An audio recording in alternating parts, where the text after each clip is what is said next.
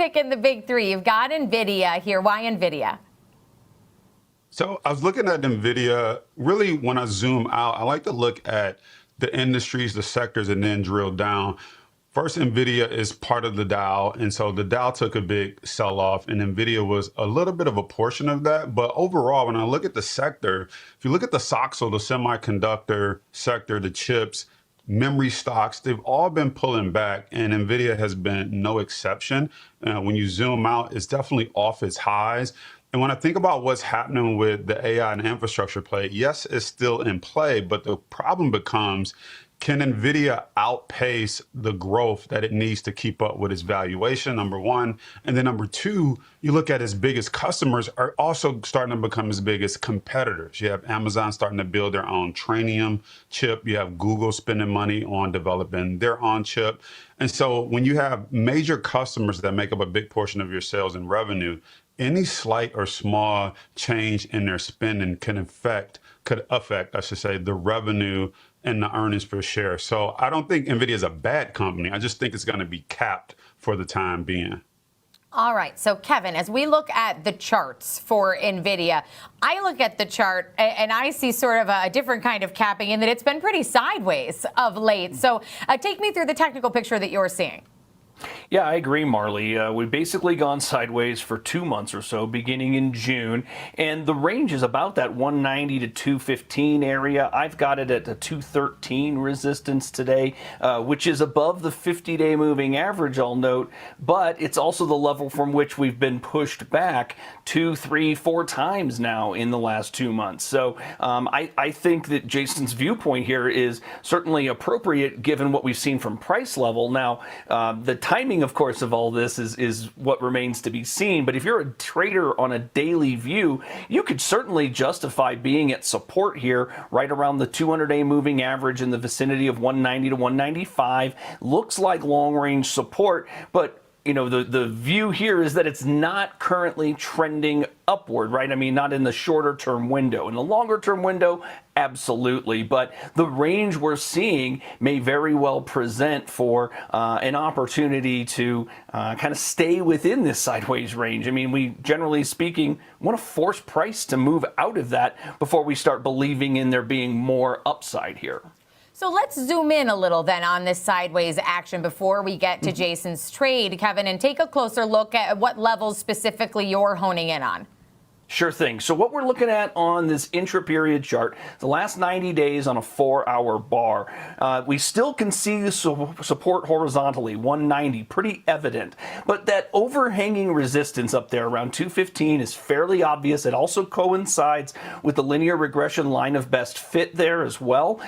Sure, we're getting a bullish cross as we speak in the MACD down below, but as Jason pointed out, you know, this is a big move to get to 215 by itself. I mean, that's a 20-point move from here, better than 10%. And to push through 215 would be a pretty good positive, but the odds don't necessarily favor it rallying through 215 aggressively. As we often say, we don't know if it's going to pause at resistance or bust through, but it represents an area where we could see price rallies kind of run their course. All right, Jason, I have an advanced look at your trade here, so I know that 215 is an important level here. Take us through this example trade. Yeah, absolutely. And if we go back to November of last year, when we pulled back after a big rally, the stock traded sideways for about 6 months. So it didn't break out until April. So again, it could go up, but when you're talking about looking for a breakout, I think we're going to be trapped here, which is why I structured the trade. You know, as a trader, I like to look at this and say, how many ways can I be right? And I think more traders should consider that when it comes to their bank account. What I love is NVIDIA can go up with this trade. It can go sideways. It can go down. We still make money. So I'm looking at buying the 230 out of the money call option. It's going for about $2, and then selling the 220. So the closer to being in the money, even though it's out of the money option, for $3. That's going to give you a net credit of $1. So this is a bear call spread. You have 50 days on this. My view on this is I don't see NVIDIA breaking out above 215 in the next 50 days. even if it does, you have a $5 cushion plus an extra dollar cushion because you took in a dollar credit. But if it just goes sideways and that time runs out, we're risking $10 to make $1, which is a 10% return in 50 days, which is pretty good. And again, the stock could go sideways, it can go down, it even can go up, and you have a high percentage chance of still being right on this trade, which is why I like how it's structured. All right, and Nvidia right now up 2% at 193.87. The earnings event, of course, in the time of this trade as well. They're coming up on. Fundamentally, $200 Nvidia screens well. The stock is 20% off its 52-week high near $236, but fundamentals are strengthening. GPUs, networking fabric, and AI training and inference software are designed by Nvidia. CEO Jensen Huang calls its data center franchise the largest infrastructure expansion in human history, and its Blackwell platform the reference architecture for hyperscaler AI factories. Shares fell from 221.54 at the May results filing on macro worry about hyperscaler AI capex fatigue. Even as revenue growth accelerates, the multiple compressed.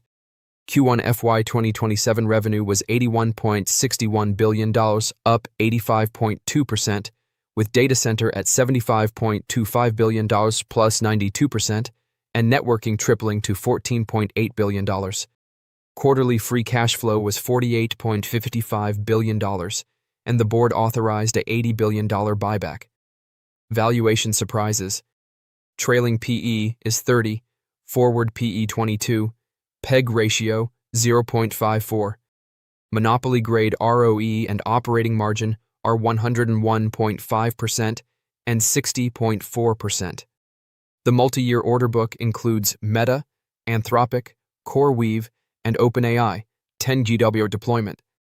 Q2 guidance is $91 billion in revenue at 75% non-GAAP gross margin. The AI capex bull story could break. The bear case begins with focus. On July 29th, Arista Networks slumped 6.42% on cautious hyperscaler forecast, a capex timing warning. Hyperscalers account for 50% of data center sales. China data center compute revenue is $0, while supply commitments are $119 billion. Retail skepticism appears. A popular RR investing post claimed, AI infrastructure depreciates way faster than people realize, and enterprise adoption is softening. Alpha Vantage shows 26 recent insider transactions that net sold, and polymarket traders give Nvidia a 14.5% chance of closing above $200 in July. Amazon Trainium and custom silicon remain dangers. What justifies waiting? Hold relies on volatility and time. Beta is 2.21, and shares declined 10.4% last week. The next earnings call is August 26, 2026, and soft China SQ or hyperscaler outlook could drop the stock. Before investing, investors want a crisp Blackwell 300 ramp, Vera Rubin design wins, and networking development. A $302 consensus target makes patience costly, but so does investing into a capex slowdown. The data says, Nvidia is trading at $200 versus a Wall Street average target of $302.83, giving it 59% upside. The 61 analysts' ratings are 10 strong buy, 48 buy, 2 hold, and 1 sell. Nvidia rose 8.4% last year and 2% this year. The stock returned 34.39% from the January 2025 earnings filing, outperforming the S&P 500 by 11 points. The appreciation path is mechanical.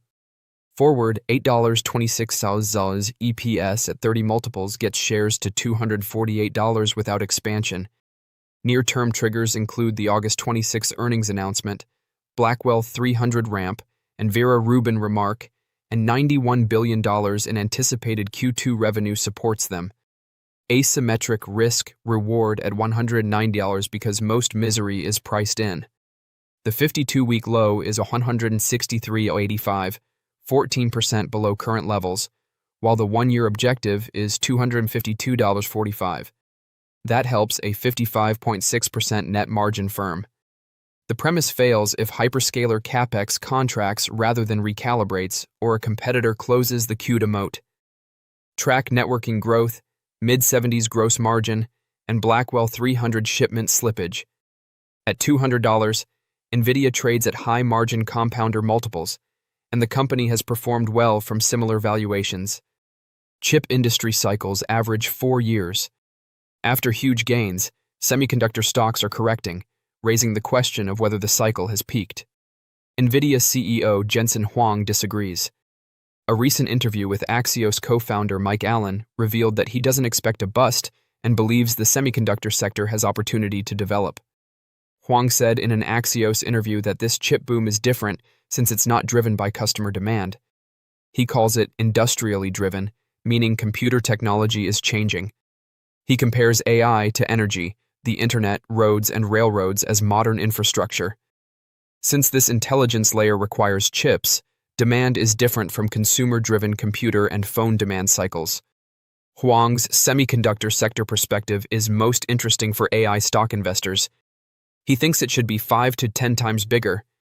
If he's right, Nvidia and other chip makers should be bullish. Huang, the largest chipmaker's CEO, is biased. He's financially motivated to promote his company's items. It would be surprised if he said the cycle had peaked and headed downhill. There's additional reason to doubt the AI build-out. Hyperscaler data centers cost hundreds of billions. Alphabet's free cash flow turned negative for the first time in Q2 2026 due to $44.9 billion in capital expenditures, which worries investors. Huang's predictions are supported by recent compute demand. Nvidia frequently outperforms forecasts and raises quarterly revenue guidance. Intel too had a strong Q2 2026 with 25% sales increase. CEO Lip-Bu Tan attributed the company's biggest sales growth in 15 years to AI-driven compute demand. Huang thinks the semiconductor sector is early. Hyperscaler and chipmaker earnings announcements are excellent for assessing this. If hyperscalers maintain or increase capex and chipmaker profitability climb, the semiconductor sector is still booming. For various reasons, investors have been positive on Nvidia, although its backlog may not get much attention. It has $500 billion in 2025 and 2026 bookings for its AI accelerators due to high demand. Even though Nvidia stock has risen dramatically in the last 4 years, CEO Jensen Huang said in Seoul in June that the AI boom is only beginning. Recent trading sessions have seen semiconductor stocks, notably the chip titan, fall as investors worry about rising capex and circular financing. Despite such concerns, investors should buy shares during this pullback. Here's why Nvidia uncertainty is understandable. Hyperscaler's $725 billion capex may cause credit concerns. Nvidia invests in many of its customers, raising questions about whether the $500 billion backlog is accurate. However, other considerations put doubt on Nvidia's dire situation. Huang said investors should be very happy to buy at a discount. He seems right. Its PE ratio is 30, just over the S&P 500 average of 29. Despite that price and Huang's AI boom claim, Nvidia is not overvalued. Its $81.6 billion first quarter fiscal 2027 revenue jumped 85% from year-ago levels. That generated $58.3 billion in net income, up 211% annually. Revenue increased 65% in fiscal 2026, making quarterly growth a regular occurrence. Given its growth pace, Nvidia may not need to boost its growth. Additionally, circular financing reflects its AI needs. So it invests in CoreWeave, a neo-cloud firm and customer. Technically, Nvidia does not need CoreWeave to grow. Nvidia can deploy and test its hardware faster with CoreWeave. The neo-cloud business is nascent. Therefore, leading companies lack the resources to scale swiftly. With Nvidia's help, they can build faster and implement its technologies faster. Nvidia may benefit from such expenditures in the long run, easing investor fears. Buy Nvidia's stock despite questions about its backlog. Credit accessibility worries could hinder expansion and deter investors from buying its stock. Its circular financing suggests Nvidia must buy its expansion. However, the stock's PE ratio suggests a discount.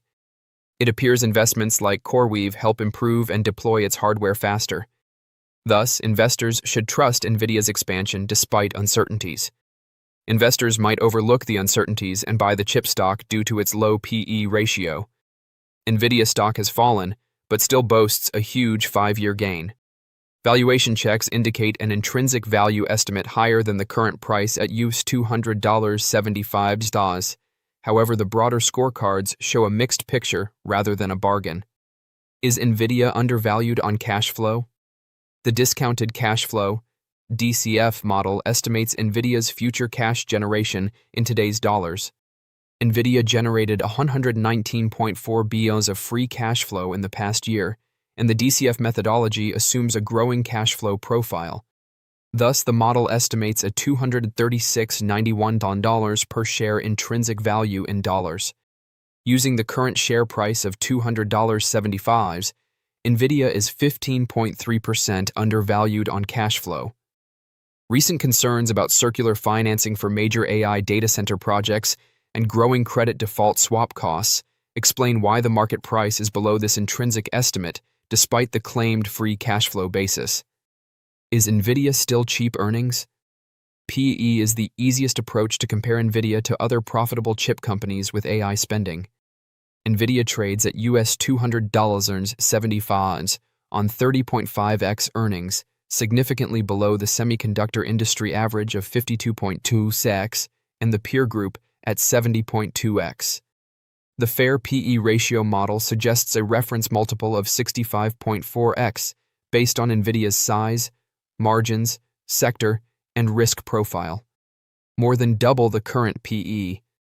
After recent concerns regarding AI data center funding and credit risk that have harmed major chip stocks, the company still trades at a significant discount.